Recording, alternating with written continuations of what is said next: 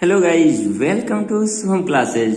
मेरे प्यारे बच्चों, मैं पीयूष सर आज आपके सामने मैं लेकर आया हूं इंग्लिश पोएट्री का सबसे मोस्ट इम्पोर्टेंट ऐसे 3 पोएम्स जिनके सेंट्रल आइडिया आपके लिए कितने, अगर ये 3 सेंट्रल आइडिया यदि आप याद कर लेते हो तो यकीन मानिए कि बोर्ड एग्जाम में इससे आगे कुछ पूछेगा नहीं, क्योंकि मैंने हर एक अपने पोएम की वीडियो में आपके पूरे सेंट्रल आइडिया को मैंने बहुत अच्छे से क्लियर कराया। लेकिन अब उतने 7 जो आपके 30% मिनिमाइज होने के बाद 7 पोएम है, उनमें से कौन ऐसे 3 पोएम होंगे जो मात्र उनको ही यदि आप याद कर लेते हो तो आप समझो कि सेंट्रल आइडिया में महारत हासिल कर लिए हो।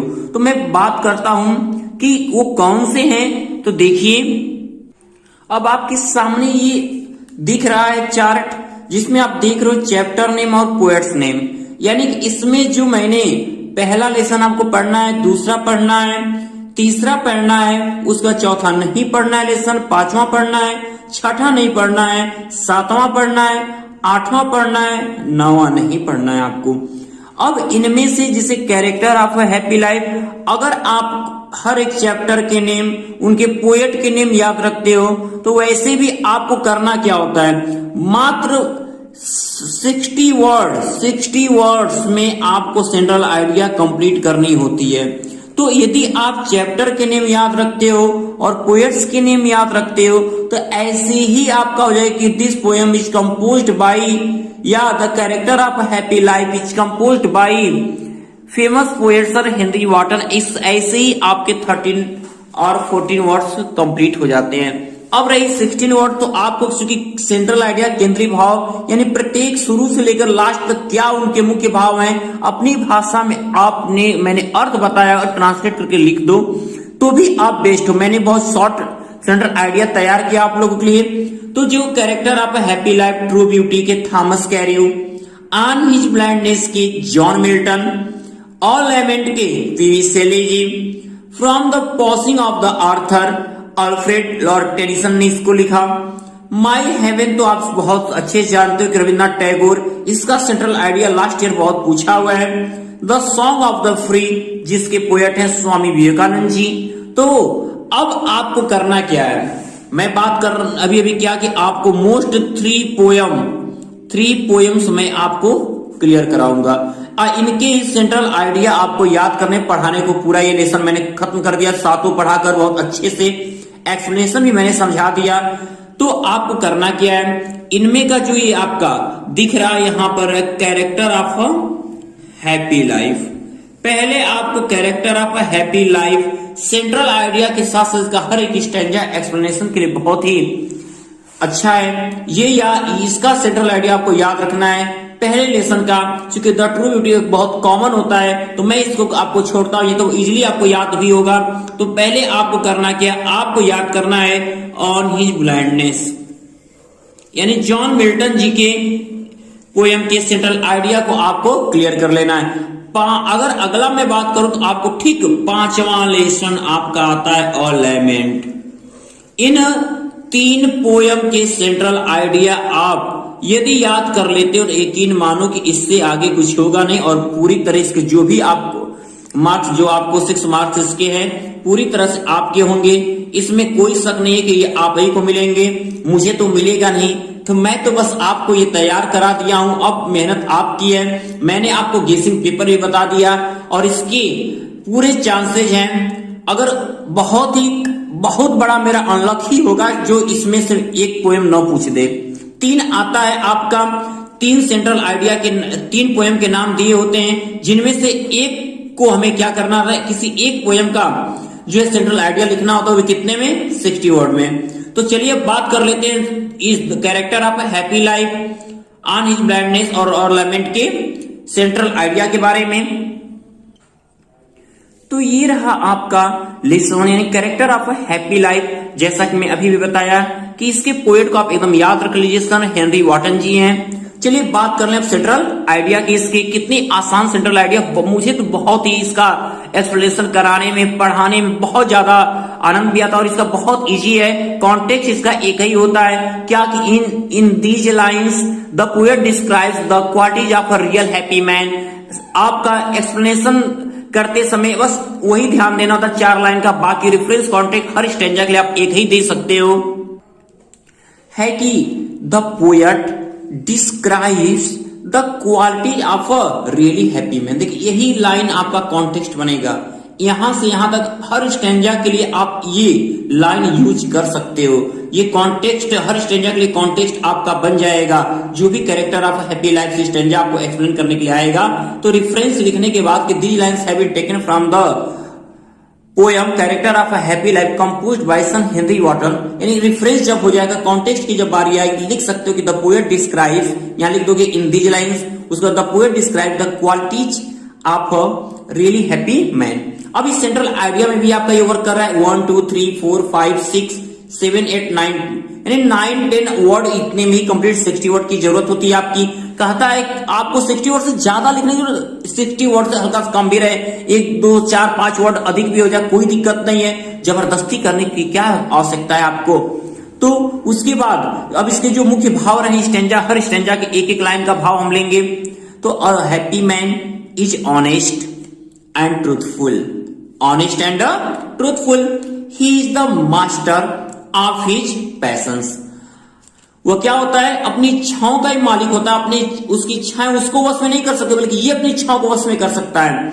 ही is the master of his patience, he is not afraid of death, वो मृत्यु से डरता नहीं, अर्थात ही is always ready for death, वो हमेशा मृत्यु के लिए तैयार रहता है। एक्सप्लेनेशन में ऐसे भी लिख सकते हो कि he is not afraid of death या he is always ready for death, बात वही है। अब he is free from rumours, वो अफवाहों से मुक्त होता है, वो कभी झूठी प्रशंसा करने वालों से परेशान नहीं होता। ही इनवाइज नन, वो कभी किसी से नफरत नहीं करता। He does not care for false flattery, वो झूठी प्रशंसा करने वालों का कभी ध्यान नहीं देता। ही प्रेज टू गॉड डेली, भगवान की दिन रात प्रार्थना करता है। हर स्टैंजा से देखिए एक स्टैंजा से निकाला गया एक सबसे आसान अर्थ, बस वही आपका सेंट्रल आइडिया बनता है। आप सोचते हो कहीं और से आता है कहीं और से नहीं, तो बच्चों हर एक स्टैंजा से निकाला गया एक एक लाइन का अगर भाव निकाल दो तो आपका 60 वर्ड तैयार हो जाता है सेंट्रल आइडिया के लिए। ही स्पेंड्स हिज टाइम, वो अपने समय को बिताता है विथ गुड बुक्स, अच्छी किताबों और गुड फ्रेंड, एक अच्छे मित्र के साथ। ही does not care for rise, ना तो उसे उठने की परवाह रहती और फॉल इन लाइफ, ना जीवन में कभी गिरने का भय होता है, अर्थात he has no fear for success और अनसक्सेस, उसे कभी भी सफलता और असफलता का कोई डर ही नहीं होता उसके पास। He is the lord of himself, वह स्वयं का क्या होता है भगवान होता है। He is not the lord of earth but he is the lord of himself, वो धरती का तो नहीं बस इस स्वयं का भगवान होता है। ही मे बी पुअर, ये लास्ट स्टैंजा के लिए एक्सप्लेनेशन भी बन सकता है आपका कि ही मे बी पुअर, वो गरीब तो हो सकता है but morally he is always great, लेकिन वो हमेशा महान होता है। तो ये महानता आपको भी प्रदर्शित करनी है, आप भी को भी खुश रहना है, अच्छे मार्क्स आपको भी लेने हैं मेरे प्यारे बच्चों। चलिए आपके अब मोस्ट इंपॉर्टेंट सेंट्रल आइडिया में से सेकेंड सेंट्रल आइडिया की बात कर लें, ऑन हिज ब्लाइंडनेस की। ये रहा आपका थर्ड लेसन से ऑन हिज ब्लाइंडनेस।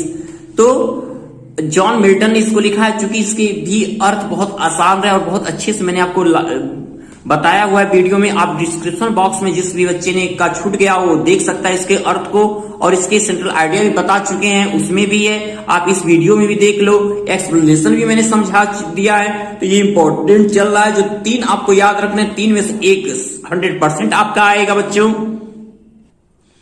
क्या कि on his blindness is a personal sonnet of Milton, on his blindness क्या 14 लाइन की एक पर्सनल व्यक्तिगत कविता है। इट शोज दैट, ये दिखाती है प्रदर्शित करती है कि the ways of God are just, भगवान का तरीका न्यायपूर्ण है। He can not use his poetic talent in the active service of God, वो अपने काव्य प्रतिभा को भगवान की सेवा में क्या है प्रदर्शित नहीं कर पाते हैं, दिखा नहीं पाते हैं। ही कंप्लेन्स, वो शिकायत करते हैं जॉन मिल्टन दैट की God can not expect any service from him, कि अब भगवान उससे किसी सेवा की आशा तो कर ही नहीं सकता। व्हेन, जब he has taken away his I site, जब उसने खुद उसकी आंखों की रोशनी ले ली तो अब भगवान किस लिए मुझसे शिकायत करेगा कि तुमने मेरी अच्छे से सेवा नहीं की, क्योंकि उसने खुद इसको आंखों की रोशनी को छीन लिया। Soon, शीघ्र ही रियलाइज हिज मिस्टेक। कभी जॉन मिल्टन को अपनी गलती का एहसास होता है। देखिए हर स्टैंजा से मुख्य भाव निकाले जा रहे हैं बच्चों, आप समझ सकते हो कि हाँ सर यही पढ़ाए थे, वही भाव तो बस अपनी भाषा में ट्रांसलेट हो रहे हैं। तो यही आपको करना है, सेंट्रल आइडिया को रटने की बजाय समझने की कोशिश करिए और अर्थ जिसको हिंदी आ रहा है ट्रांसलेट करके लिख सकता है, बस 60 वर्ड तो आपको चाहिए। हर एक स्टैंजा से एक एक लाइन निकाल लेना बच्चों, जितना छोटा सेंटेंस बना सको क्रिएट करना। मैंने यह बहुत आसान वर्ड, इजी वर्ड का यूज किया ताकि आपको याद हो सके। तो he feels that उन्हें एहसास होता है कि God does not want any return for his gift, कि भगवान तो अपने दिए गए उपहार वाले को चाहता ही नहीं है। Thousands of angels, उसके हजारों देवदूत है, work for him land and ocean, जो उसके लिए इस धरती पर और समुद्र में विचरण करते रहते हैं। The only service to God, भगवान की एकमात्र सेवा यह है कि to bear patiently all the misfortune, और दस इस प्रकार the complete submission to the will of God is the best service to him. क्या है बेस्ट सर्विस टू हिम? भगवान के लिए पूरी तरह से अच्छी सेवा यही है कि वो उसके अनुसार कार्य करे। तो अब बात कर लेते हैं आपके most important third central idea किसके? अलाइनमेंट के बारे में। अब आपका third most important central idea alignment, जिसके पोएट हैं पीबी शेली, चूंकि बहुत ही छोटा सा प्यारा सा सेंट्रल आइडिया मैंने आपके लिए क्रिएट किया हुआ है। तो इतना ध्यान दीजिएगा, अब ये मत कहिए सर इसमें 60 वर्ड नहीं हो रहे हैं तो कैसे हम क्या करें। तो इस 60 वर्ड के लिए आप एक लाइन में मैंने इसलिए नहीं इंक्लूड किया था कि आप समझ जाओ, लिख दोगे कि alignment is composed by famous poet PB Shelley. तो आप इस तरह से वो 13 वर्ड आप क्लियर कर सकते हो, इसलिए मैंने नहीं लिखा था कि आपको भी कुछ लिखने का मौका मिले, आप भी कुछ अपने से भी इसमें क्रिएट कर सको। तो ये छोटे से प्यारे से सेंट्रल आइडिया आपके सामने, जो इस साल इस सबसे ज्यादा अगर पूछना जाना है तो अलाइनमेंट है वो आपके लिए, क्योंकि माइक इवेंट पूछा जा चुका है, इसलिए सबसे चांसेस अलाइनमेंट की इस बार बहुत है। क्या कि the poem is a short musical expression of despair and detection of the poet, ये कवि की क्या है, एक निराशा से संबंधित एक संगीतमय भाव है। The Joy of world life and time had deserted the poet for ever, जो इस संसार और जीवन और जो समय की खुशियां थी अब कवि के लिए क्या है, पूरी तरह निराशापूर्ण हो चुकी हैं, पूरी तरह छिन्न हो चुकी हैं। ही फील्स ओनली ग्रीफ, उन्हें कोई दुखी दुख महसूस होता है। He will never feel any joy in this world, अब वो इस संसार में कोई दूसरी खुशी का अनुभव नहीं करते हैं। In this life and in this time, ना ही इस जीवन में और ना ही तो इस समय में। तो मेरे प्यारे बच्चों, आज की मेहनत को मेरे कारगर कर देना। मैंने बस 3 सेंट्रल आइडिया आपके लिए चुना और मैं 100% आपको भरोसा दिलाता हूं मेरे प्यारे बच्चों कि आपका एक सेंट्रल आइडिया तो आना तय है। अब आप पे डिपेंड करता है कि कितनी मेहनत आप करते हो। मैंने तो अपनी मेहनत आपको दिखा दी, अब मेरे प्यारे होनहार विद्यार्थियों की देन है कि वो कितना करके दिखा पाते हैं, ताकि मुझे भी खुशी मिले कि मेरे विद्यार्थियों ने मेरी बातों को समझा और ऐसी कोशिश किया। तो आज के इस शानदार वीडियो के बाद मैं ऐसे ही बोर्ड से रिलेटेड ऐसे ही गेसिंग चीजें मैं आपको अब देने वाला हूं। तो उम्मीद करता हूं कि जिस भी बच्चे ने अभी शुभम क्लासेस के चैनल को सब्सक्राइब नहीं किया हुआ है वो जल्द से जल्द सब्सक्राइब कर ले, ताकि कोई भी एक अच्छी सी नोटिफिकेशन के साथ साथ जो अच्छी वीडियो मिलने वाली है वो उनसे कहीं रह न जाए।